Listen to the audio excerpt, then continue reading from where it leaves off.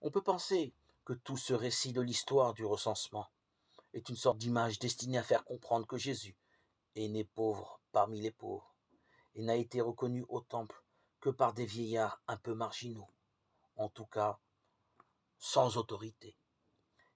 Il y a là aussi une très vieille dame, Anne. Luc précise tout son état civil, comme s'il l'avait accompagnée lorsqu'elle s'était fait recenser. C'est même le seul personnage de l'évangile sur lequel sont apportées tant de précisions. Elle est prophétesse de profession. Ce n'est pas rare en Israël à l'époque. Elle a 84 ans, a été mariée 7 ans. Son père s'appelait Phanuel, ce qui signifie faste de Dieu. Il appartenait à la tribu d'Acher. Un luxe de détails qui surprend d'autant plus qu'Anne ne s'adresse, elle, ni à Marie ni à Joseph, mais les ayant croisés, parler de l'enfant à tous ceux qui attendaient la délivrance de Jérusalem.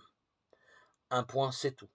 Tant de précisions inhabituelles pour en arriver à cette simple phrase. Qu'est-ce que cela signifie?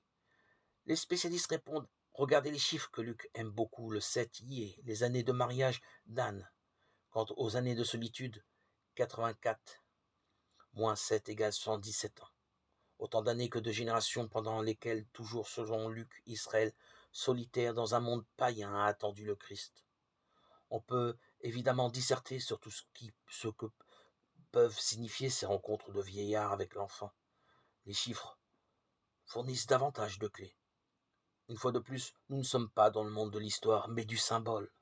Ce qui ne signifie pas contre-vérité, ce qui peut signifier, notons-le une dernière fois, introduction à une vérité plus profonde.